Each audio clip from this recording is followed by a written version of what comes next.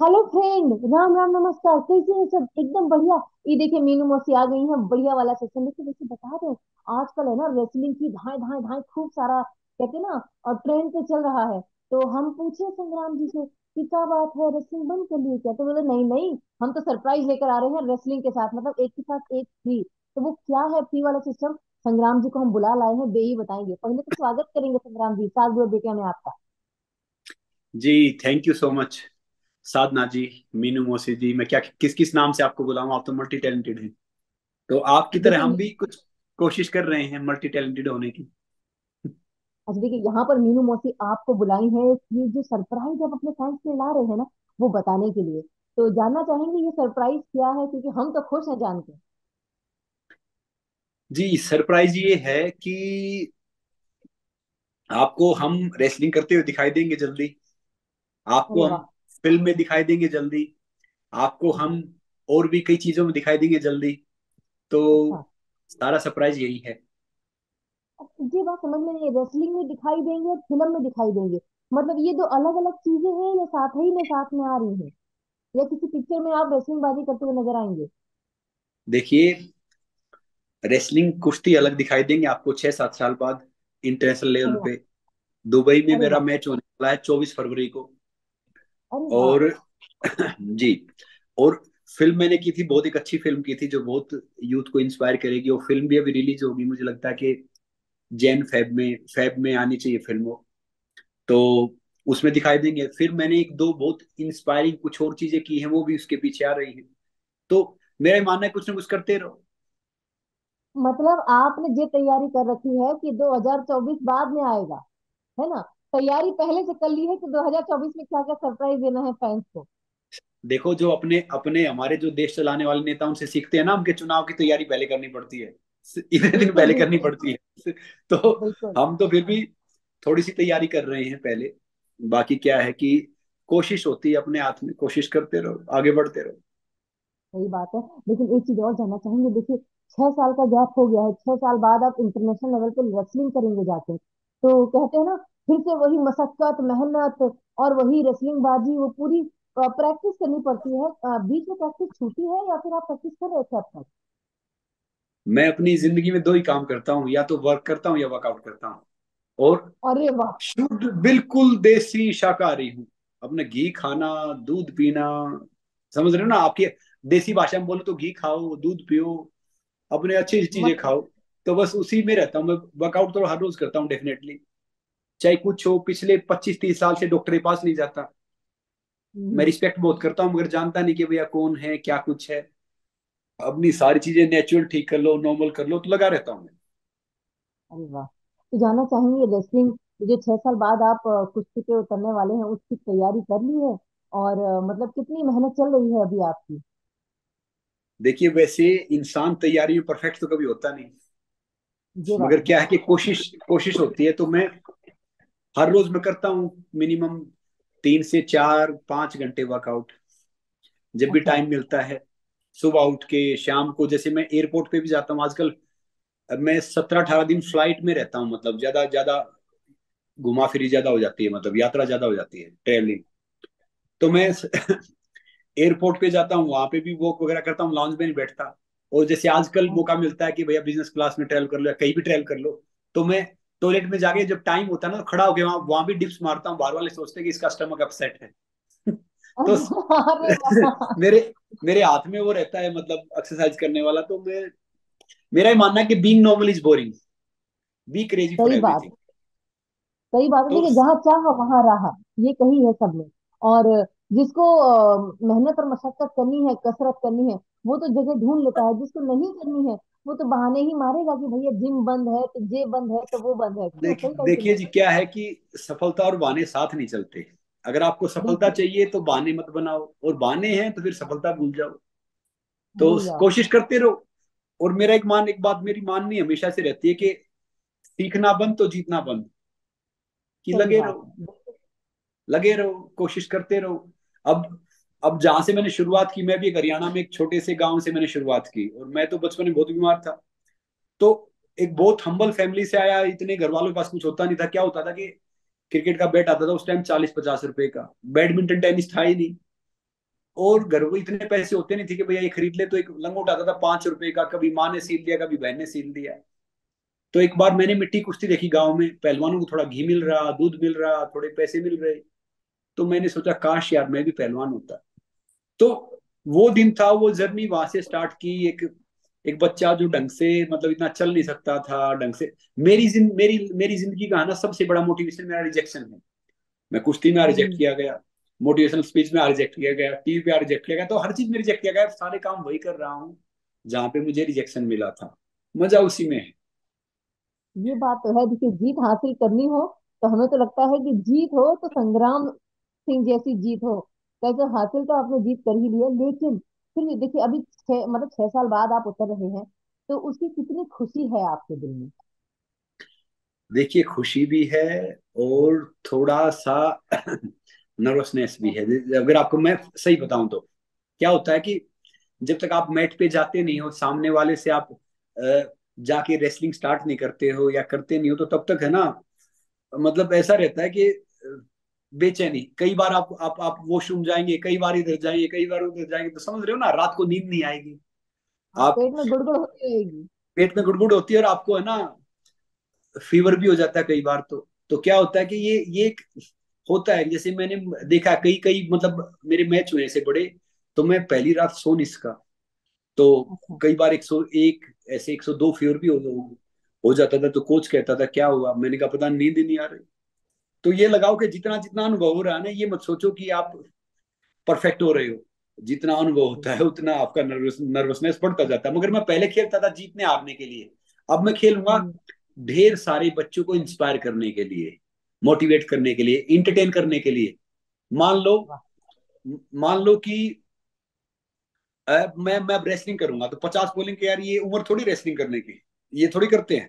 मगर लाखों करोड़ों बच्चे इंस्पायर होंगे कि भैया ये कर सकते हैं तो हम भी कर सकते हैं। हम क्यों नहीं कर सकते, तो मेरा बिल्कुल मेन सही। विजन यही है कि हम, और वाह। रेसलिंग है ना वैसे भी जेंटलमैन वाला खेल है। अब थोड़ा विवादों में रहा, थोड़ा ज्यादा रहा, कुछ इंसिडेंट ऐसे हुए कि रेसलिंग बहुत विवादों में रहा। मगर मैं ये मानता हूँ कि कुश्ती एक ऐसा खेल है जिसमें ये कोई पैसे नहीं लेता इसको सिखाने के।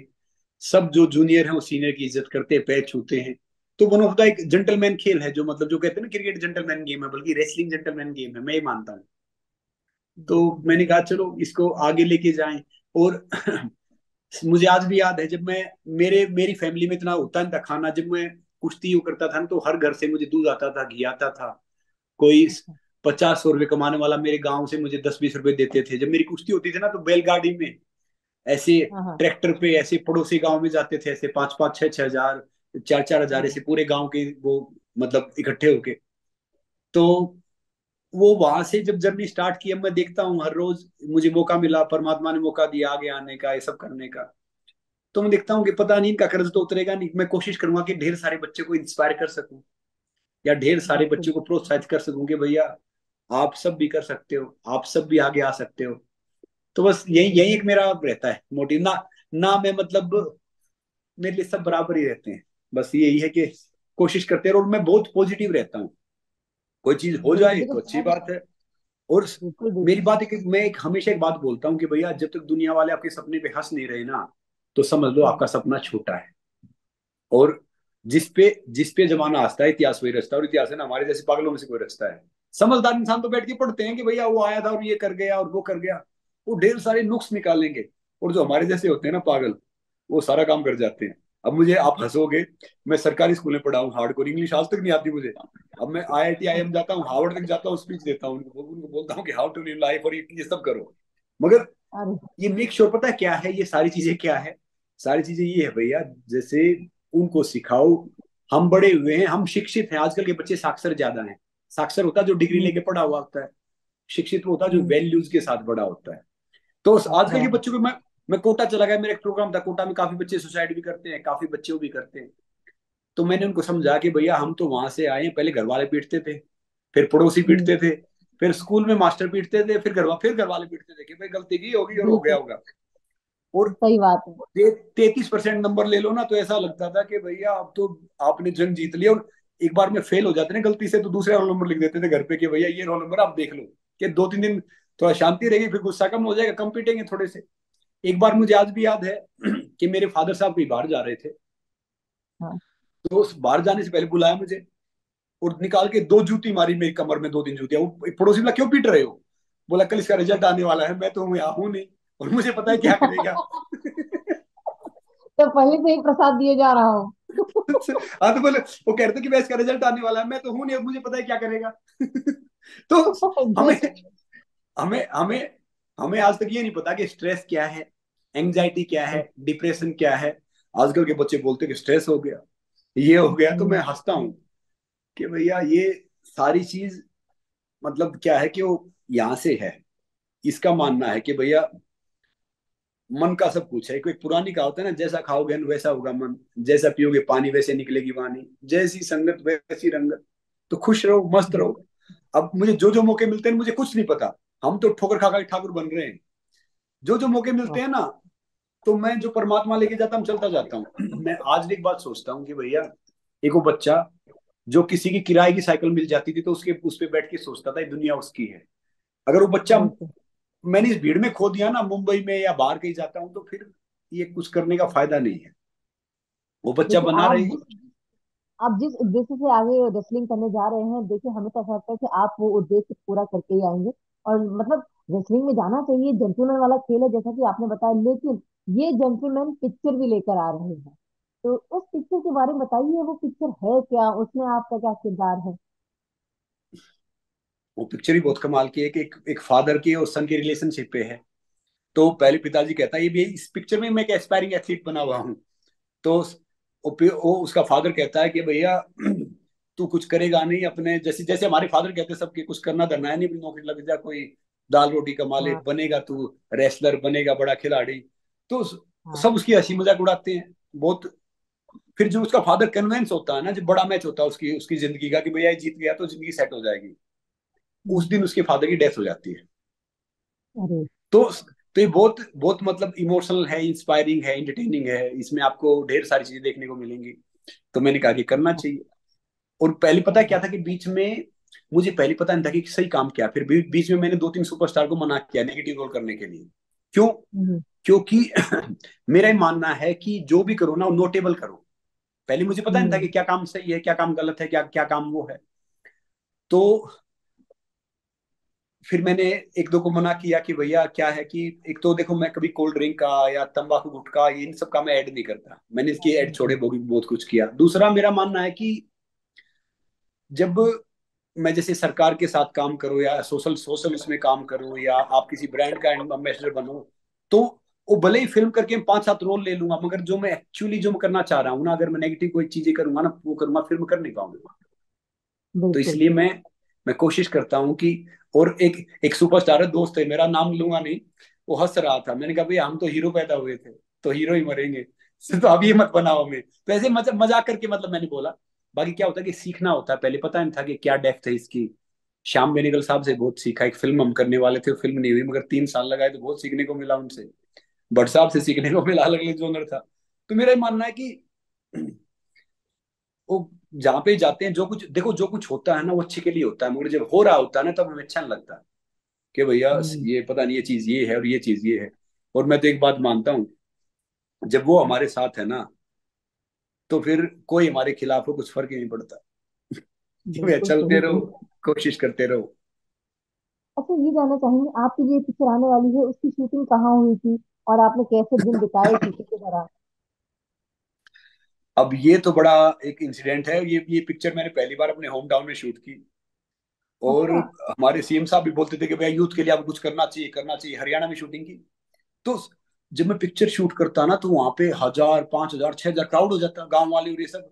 और ये हमारी जो जो इंडिया की जनसंख्या है ना, जो इंडियन लोग हैं, वो पता कैसे हैं? वो आटा नहीं देंगे, हम्म। रोटी बना के दे देंगे, बड़े खुददार हैं। तो डायरेक्टर वगैरह किसी से जाते नहीं थे। और मैं माइक लेके उनसे रिक्वेस्ट करता था कि भैया देखो, देख लो, आप ये सब कर लो। फिर वो अपने घर से ना चूरमा बनवा के भी लाते थे, फिर वो खाना अरे भी वाह। लेके आते थे। फिर वो, और जो हमारे जो टीम थे ना, डायरेक्टर वो थे, वो भी बिल्कुल मतलब कहते हैं ना कि डिफरेंट थे। एक बार रेलवे स्टेशन पे उन्होंने परमिशन ले लिया शूटिंग करने का। तो रेल ट्रेन बहुत आती है सब। तो क्या हुआ कि उन्होंने रोड ब्लॉक कर दिया, और वहां पे 5,000 क्राउड इकट्ठा हो गया, 6,000। ट्रेन आई। अच्छा। अब अब पुलिस से लेके, उससे लेके, एसपी से लेके, शहर का सब कुछ वहां पे आ गए, क्योंकि वो रोड रोकने परमिशन नहीं दी, सिर्फ परमिशन दी शूटिंग करने की। शूटिंग तो करने की। बोले कि ये होगा नहीं, और मतलब ऐसे। फिर वो फिर उसे रिक्वेस्ट किया, मैंने बोला कि ये बात है, ये चीज है, ये चीज है, ये चीज है, ये करेंगे। मगर फिर तो क्या था कि गांव, किसी गांव में शूटिंग कर रहे हैं, डिफरेंट डिफरेंट गांव में शूटिंग हुई, तो पूरा गांव आ जाता था देखने के लिए, वो अपने घर वो कर देते थे। तो एक बहुत, मगर जितने दिन मैंने शूटिंग की, मैंने वहां पे देसी घी का चूरमा खाया, मैंने खीर अरे खाई। वाह। हालांकि मैं वेट थोड़ा सा मैंने वो कम कर रहा था उस दौरान। मैं एक उसमें 22-23 साल का एक लड़का है जो वो कर रहा था, तो थोड़ा सा और वेट कम किया था, मगर मैं खाता था, वर्कआउट कर लेता था। तो क्या है कि इसका एक अच्छा अनुभव रहा। अरे वाह, बढ़िया। मतलब आपने शूटिंग अपने होम टाउन में की है, तो हमें लगता है वो सब आए होंगे जिन्होंने बचपन में आपको, मतलब आप जैसे बता रहे थे कि जब आप रेसलिंग कर रहे थे तो आपके लिए कुछ लोग दूध ले आते थे, कुछ लोग मतलब प्यार जताते थे आकर, सब आए होंगे देखो, वहां शूटिंग के वो सब आ रहे थे, और वो सब कुछ समझ नहीं रहे थे। वो कह रहे थे कि "भाई, क्या ये लगा रखा है यार, क्या ये चीजें हैं"। उनको दौरान। रोकना पड़ रहा था कि भैया मान जाओ, रुक जाओ। समझ रहे हो ना? देखो, जो अपने होते हैं ना, उनके लिए आप कुछ भी करो, उनके लिए आप नॉर्मली रहते हो। मैं आज भी गांव में बिल्कुल। जाता हूँ ना, तो मैं साइकिल पे रहता हूँ ऐसे ही। वो साइकिल जो पुराने वाला, जो मेरे फादर साहब को शायद दहेज में मिला होगा, एटलस साइकिल। तो या पैदल रहता हूँ, क्योंकि मैं जानता हूँ वहां के आजकल बच्चे क्या हो गए। पहले हमारे पास फोन नहीं होते थे, अब बच्चे क्या करेंगे कि वो अखाड़े में आएंगे, वो इंस्टाग्राम स्टोरी बनाएंगे, वो रील बनाएंगे, ये सब करेंगे। तो उनको, क्योंकि आजकल माहौल चेंज हो गया है, पहले माहौल अलग बिल्कुल। होता था, अब आजकल माहौल अलग है। आजकल तो गांव में जैसे पहले हर घर से दूध पीना पड़ता था, आपको घी खाना पड़ता था, मगर आजकल तो मैं देख रहा हूँ रेयर है वहां पे दूध और ये सारी चीजें सब कुछ। बिल्कुल। अच्छा, एक चीज और देखिए, पिक्चर भी लेकर आ रहे हैं, रेसलिंग में भी आ रहे हैं, साथ ही साथ आप अच्छे कॉज में भी जुड़ रहे हैं। एक क्या क्या कहते हैं, एक है ना, मतलब अच्छे अच्छे सरकारी उसमें जुड़ रहे हैं, नाम रोशन कर रहे हैं, एम्बेसडर बन रहे हैं, हमने सुना। तो जानना चाहेंगे आप क्या क्या अच्छे अच्छे काम लेकर आ रहे हैं और क्या क्या अपने यूथ को प्रेरणादायक चीजें दे रहे हैं। जी, मैं विकसित भारत का ब्रांड एम्बेसडर बना। तो ये इनिशिएटिव है हमारे प्राइम मिनिस्टर साहब का। इससे पहले मैं स्वच्छ भारत का ब्रांड एम्बेसडर बना, वो भी इनिशिएटिव हमारे प्राइम मिनिस्टर साहब का है। तो सारे इनिशिएटिव है तो प्राइम मिनिस्टर साहब के। फिर मैं स्पोर्ट्स उनके साथ फिट इंडिया आइकन या एम्बेसडर वो किया, तो वो भी जो फिट इंडिया का इनिशिएटिव वो प्राइम मिनिस्टर साहब ने लिया था। और फिर मैं बिल्कुल। अभी एक एंटी टबैको कैंपेन इसको प्रमोट कर रहा हूँ कि कुछ एक दो हमारे जो एक्टर थे वो प्रमोट कर रहे थे, मगर आजकल भाई साहब गुटखा बेच रहे हैं, तो फिर उनको हटाया गया। तो फिर ऐसे तो मैंने कहा भैया ठीक है। तो मेरा मानना है कि जो चीज अच्छी हो ना, अच्छी चीज प्रमोट करो। हंसी मजाक की बात यही है कि मेरा ही मानना है कि देखो, हम खाली हाथ आते हैं, हर चीज के लिए फाइट करते हैं, और फिर खाली हाथ चले जाते हैं। लेगेसी छोड़ के बिल्कुल। जाओ। लेगेसी वही है, हम कितने ही चालाक बन ले, कितने ही चतुर बन ले, कितने कुछ बन ले, देखो सांप सीढ़ी वाला खेल है ना, वो हम्म, चलता रहता है। और मेरा ही मानना, बिल्कुल। जो अंदर से साफ है ना, वही चमकता है। बिल्कुल, ये बात तो सही कही। और एक बात बोले, हीरा जो है ना, जब उसको तराशा जाता है, वो होता तो काला ही है, दिखता काला ही है, लेकिन जब तराशा जाता है तब निखर के आता है। हमें लगता है आप उन्हीं हीरो में है। और संग्राम नाम में ही संग्राम है, तो जाहिर सी बात है आप चमकेंगे जरूर। क्यों। बस ये दुआ कीजिए, देखो अपने हाथ में सिर्फ कोशिश है। और जब से मैं आया हूँ, तब से संग्राम ही कर रहा हूँ। कभी कभी बीमारी से फाइट कर रहा हूँ, कभी किसी से फाइट कर रहा हूँ, कभी किसी से फाइट कर रहा हूँ। तो सारी ऐसे ही भागा दौड़ी ये सब चल रहा है। तो बिल्कुल। आई होप कि देखिए, सारी चीजें। अच्छे से जाएंगी, टेंशन मत लीजिए, ज्यादा परेशान होने की जरूरत नहीं है। वो थोड़ा सा वो एंजाइटी होता है, डर लगता है सबको, लेकिन हमें पता है आप डर के आगे जीत है और आप सब कर लेंगे। उसके लिए हम सासू बेटे की तरफ से पहले ही आपको बेस्ट ऑफ लक कहेंगे। और बाकी जो पिक्चर आ रही है उसका नाम बता दीजिएगा और कब आ रही है, हम जरूर जाके देखेंगे, क्योंकि उसमें कहानी और थोड़ा ज्ञानवर्धक चीजें हैं, तो वो देखना जी, जरूरी है। उस फिल्म का नाम है उड़ान जिंदगी की। तो अभी अच्छा। वो एक्चुअली डेट उसकी फाइनल हुई नहीं कि कब आ रही है, मगर मेरे हिसाब से वो फरवरी में आनी चाहिए। फरवरी मार्च अरे में वाह। अभी स्टार्ट हो जाएगा उसका। तो अरे वाह। बाकी बड़ी अच्छी फिल्म बनी है, बड़ी अच्छी चीजें हैं। बाकी तो मैं तो देखो प्रोसेस का मजा लेता हूँ। मुझे नहीं पता कि क्या सफल होगा, क्या असफल होगा, क्या कहाँ का क्या करेंगे। जो प्रोसेस में हो ना, अब जैसे मैं रेसलिंग करने जा रहा हूँ, तो रेसलिंग के उस प्रोसेस का मजा लो कि मैं उस प्रोसेस में क्या तैयारी कर रहा हूँ, क्या चीजें कर रहा हूँ, क्या अप डाउन देख रहा हूँ, क्या सब कुछ कर रहा हूँ। तो जिंदगी भी वही है। तो प्रोसेस बिल्कुल। का मजा बिल्कुल। लो, और उसी में वो रहो। और मैं मैं तो हमेशा एक बात बोलता हूँ, जो मेरे जो युवा दोस्त हैं उनको भी, और सबको एक बात बोलता हूँ कि भैया, हमारी हार ये नहीं है कि लोग हमें नहीं जानते या पहचानते, हमारी हार ये है कि हम खुद को नहीं पहचानते। ये बात तो एकदम सही अगर कही। अगर आप अपने आप खुद को पहचान लोगे, अपनी शक्तियों को जान लोगे, देखो, शेर और चीता ताकतवर होते हैं मगर भेड़िया कभी सर्कस में परफॉर्म नहीं करता। हम्म। तो सब सब अपनी जगह हैं, हम अपनी जगह हैं, तो कोशिश करोगे भैया, हम सब बेस्ट हैं, अपना बेस्ट वर्जन देने की कोशिश करो, बाकी तो सब यही है। जितने दिन के मेहमान हैं यहाँ पे, उतने दिन रहे और फिर लेगेसी छोड़ जाए। बिल्कुल बिल्कुल। साजू बेटे की तरफ से हम आपको बेस्ट ऑफ लक कहेंगे। बाकी हमें लगता है हमारी फरवरी में फिर से मुलाकात होने वाली है, तो जी फिर पक्का मिलेंगे होगा। दोबारा। ठीक है मौसी जी, थैंक यू, आपका आशीर्वाद मिला, ब्लेसिंग मिली, क्योंकि बुजुर्गों से आशीर्वाद लिया जाता है।